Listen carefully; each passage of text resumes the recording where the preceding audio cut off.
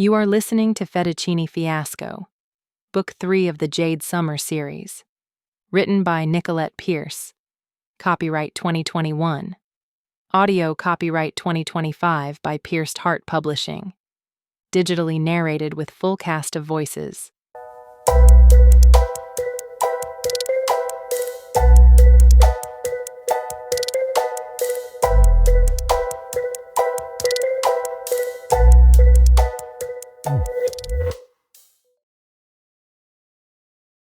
Chapter 9. My legs refused to move as Vito summoned me to his table. For someone who looked like a grandpa in a jogging suit, I also knew he was not the kind old man that he appeared to be. His eyes narrowed on me when I didn't jump at his call. Nash glanced between Vito and me and said, "Run. You can easily get away. He doesn't know who you are." I have a feeling he does. When Vito snapped his fingers exactly like his grandson, 2 thugs stalked over to me. "Vito wants to see you," one of them said. No guns were drawn, and it all looked civilized, but I knew the truth. "I'll wait here," Nash said after receiving a warning glare from one of the men. If I died, at least Nash could tell Logan who killed me.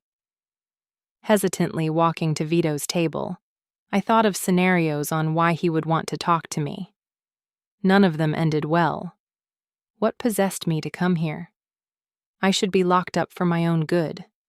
I really did take after Nana, but even Nana had more common sense than I did.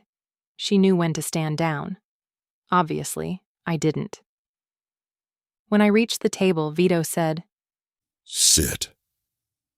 I slid into the booth across from him and maintained eye contact for as long as I could, but the way he stared at me had me looking down at my fidgeting hands. "I've seen you before," he said, his voice rumbly like gravel in a tumbler. I wasn't sure if he meant at the diner or if he had seen me fight at the 411. Since I didn't know, I stayed quiet. "Do I make you nervous? For a girl who can kick a samurai in the cannelloni so hard he blacks out, you don't strike me as the bashful type." So he recognized me from the fights. I actually came here to talk to you, I said, deciding I might as well go for broke. "Yeah." He leaned back with a mocking, thoughtful expression. "Don't tell me. You don't want to fight anymore, am I right?" Well, there is that, but that's not why I'm here. "Good. I can't do nothing for you with the fighting. You bring in too much money." I do? He nodded. "You'll be fighting a long time." Not what I wanted to hear, but I couldn't get sidetracked. I had to keep Vito talking before I succumbed to a waterfall of tears. How do you know how much I bring in? I thought you were more interested in hanging out here and doing whatever it is you do. That doesn't mean I don't keep tabs on what's going on around me. Then you know what your grandson has done. Did he get a little too handsy? Vito smirked. Sorry, but we don't have an HR department. No, he kicked my family out of our restaurant and now has an employee held hostage so we don't go to the police. Vito's eyes narrowed on me before he scratched his jaw. And what have you done about it? Nothing. It happened yesterday. I don't want trouble. I just want our employee released unharmed. No plea for the restaurant. A life is more valuable than a restaurant, but it is a family restaurant. Many people are hurt because of it. What's the name of it? Piatto Perfetto. Vito scowled, making his jowls more pronounced. He began speaking in rapid Italian. The 2 men who had lingered stiffened as Vito banged on the table with his fist. Bring him to me. Now. The men raced out, leaving me alone with Vito. Gazes that had been drawn to Vito's outburst quickly turned away. You will stay here as my guest until I deal with Carlo. His words said guest, but his voice said there was another hostage situation about to go down. Vito grabbed his phone, jabbed it with his finger, and then brought it to his ear. After a moment of silence, he launched into rapid Italian again. I stole a peek over at Nash, who ate my breakfast as he glanced over at me. At least his stomach wasn't affected by this. While I was glad he was still here, it made no sense for him to get pulled into this.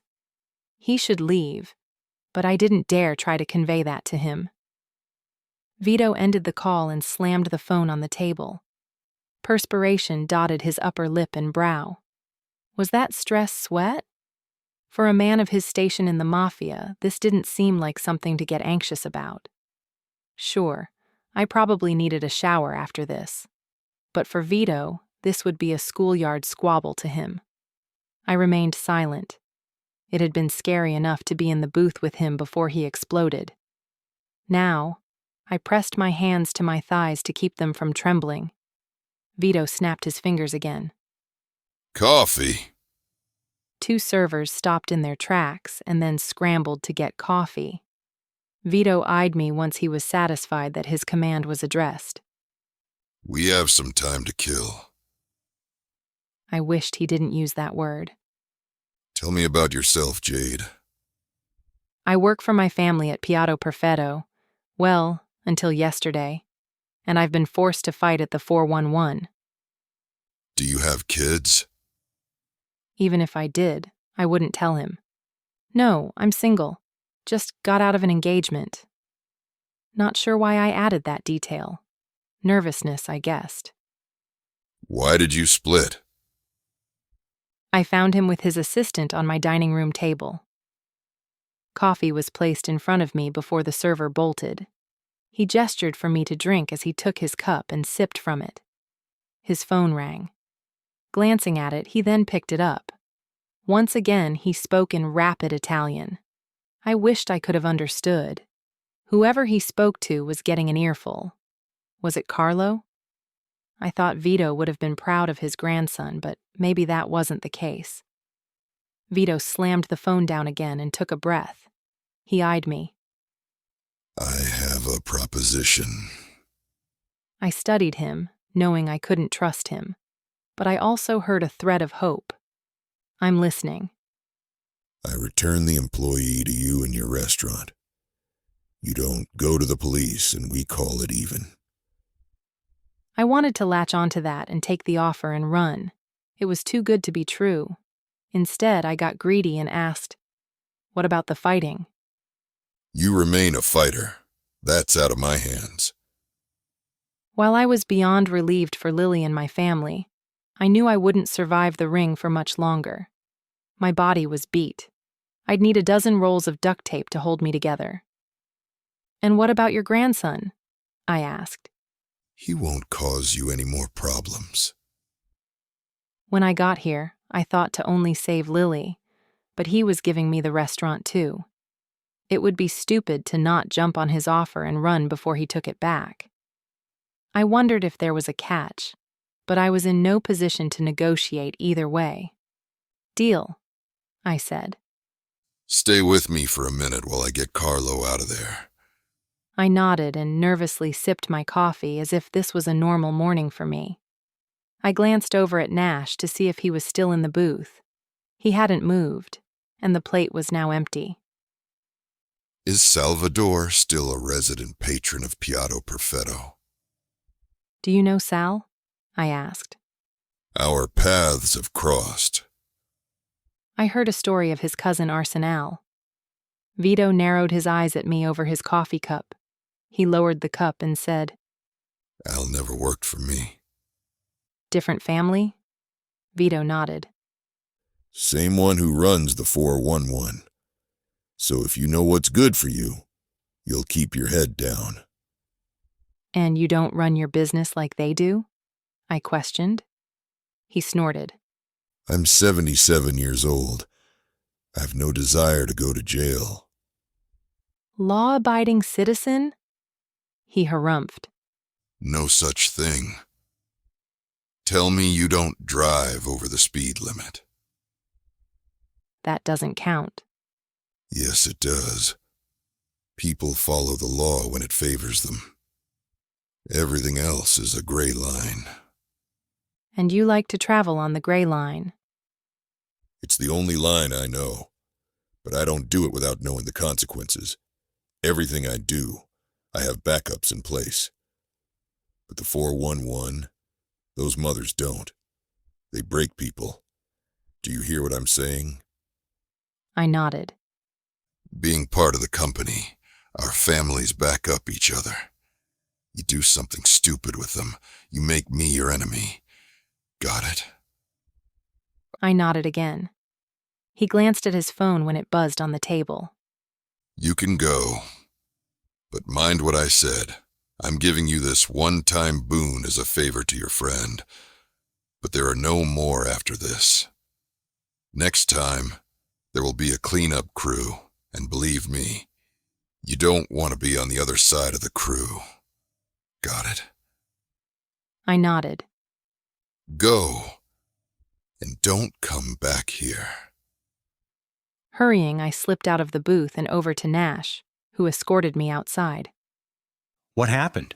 He asked when we made it a full block away. He gave me the restaurant and Lily back as a favor to my friend. I don't know who he means except maybe Uncle Sal. Be happy you got Lily in the restaurant. I'm surprised you got that much. Me too. Did he say anything about fighting? I'm still stuck doing that. He warned me about the 411. What did he say? To mind my own business and keep fighting. We'll figure out a way to get you out of there. There is no we, I said. I'm not putting anyone's neck on the line besides my own. Jade, you can't do this alone. I've survived this long. You have scratches and bruises all over you. What happens if it's worse next time? Then Doc will fix me up, I said. Listen, I got more than I hoped for from Vito. I'm not going to push it now. I'll follow orders until I see an out. Then I'll call in reinforcements. Do you promise?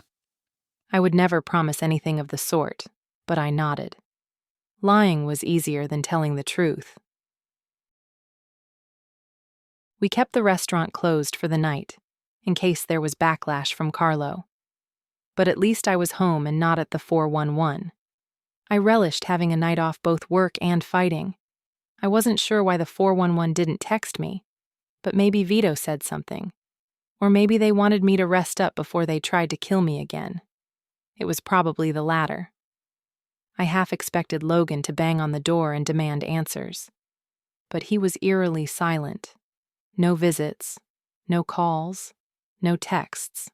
Just silence. Was he mad at me? Did he change his number? Or did something happen to him? I tried to remember he was a capable detective who didn't need me checking up on him.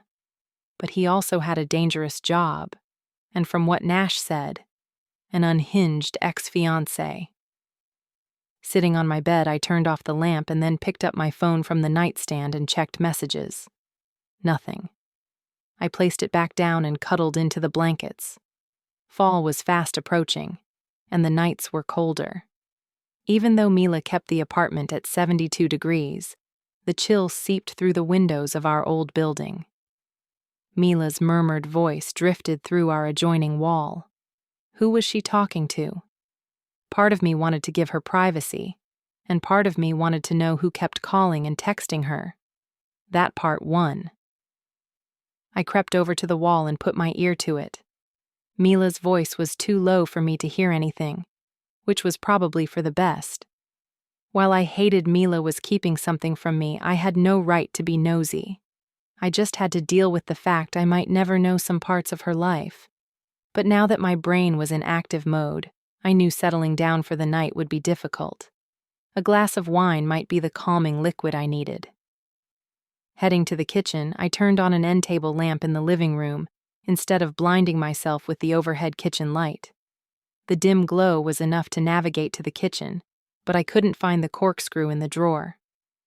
As quietly as I could, I rummaged through the various kitchen utensils, hoping I wouldn't jam my finger on something pokey. A pound on the door had me jumping, knocking the drawer closed on my hand. I yelped in pain and wrenched my hand free. "What's going on?" Mila called. The hallway light flipped on. "Jade?" Kitchen, I said as I shook my hand. I slammed my hand in the drawer. Are you okay? She asked as she rounded the corner into the kitchen. I'll be fine. I was startled by the knock on the door. Is it Logan? I had a bad feeling it wasn't Logan, and no one from my family would come over here at this time of night. There was only one way to find out who was beyond the door, but did I dare?